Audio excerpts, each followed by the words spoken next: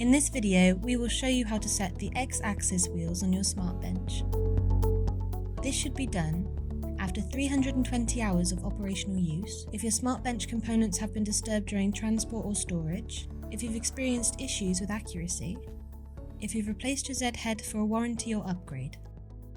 This video is in support of the X-axis wheel setting documents available for download on our website. You will need a 4mm driver, a wheel cam adjustment spanner, a 3mm driver, an 8mm spanner, and a spring balance.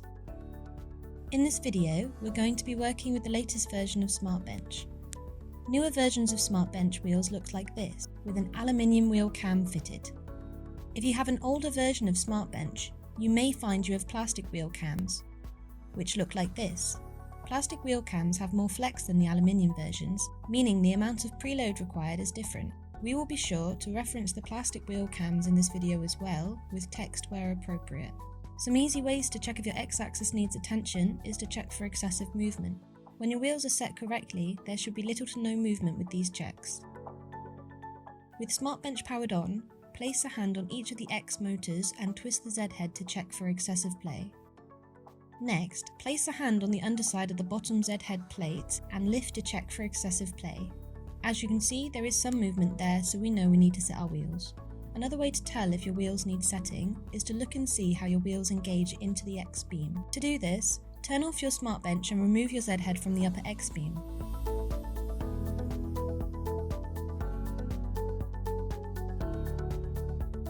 Now when we try to load our Z head back onto the X beam, we're going to be testing for the correct amount of preload. As the first set of wheels enter the channel, you should be able to feel the wheels engage.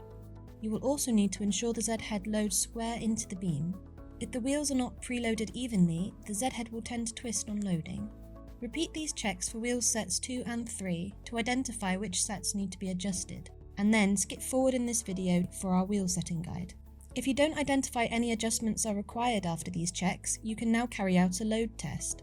Load testing will ensure that the Z head can move freely without stalling when under a constant load, similar to that experienced when cutting. You'll first need to refit your Z head and power your SmartBench back on. Then home your SmartBench and navigate to the move screen. Remove your dust shoe and attach the spring balance to the front side of the Z head. Send your Z head along the length of the X-axis at a continuous speed by double tapping the move arrow. Use the spring balance to add load in the opposite direction to the minimum value of 6 kg. If the wheels and motors are set correctly, the Z head should move smoothly without stalling or binding. We recommend repeating this 3 times.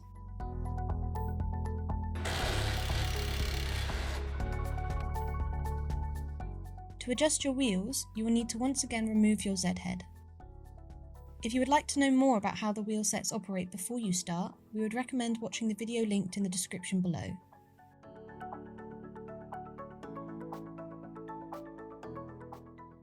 Using the 3mm Allen driver, loosen both fixing bolts of wheel set 1 and use the cam adjustment tool to set the wheels to the 0% preload state.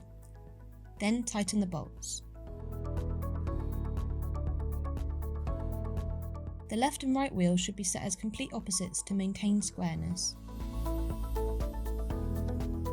Next, test the wheels by offering up the Z head to the X beam. If set correctly, you should be able to feel the wheels engage with the outer edge of the running channels and visually see the wheels rotate as they enter the channels. These wheels are too tight and need to be adjusted. Adjust your wheels again, ensuring the left and right wheels are always set opposite to each other. As you can see, the cams have been rotated inwards to loosen the wheels. Wheel set 1 should now be set correctly.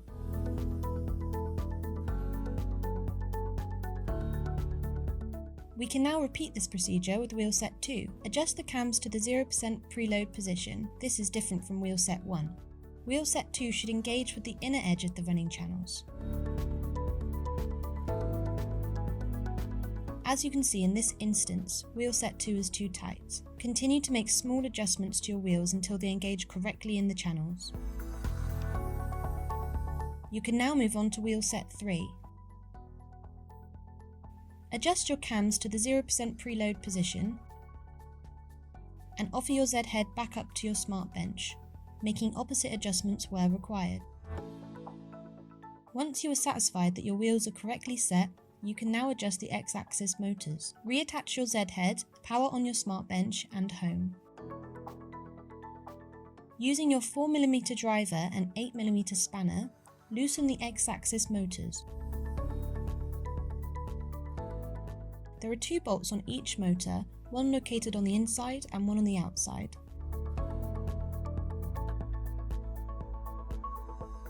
To set the correct motor position, you will need to move the motors so that the pinions engage with the racks. Gently push your motors inwards and then lock off the fixing bolts to hold the motors in position.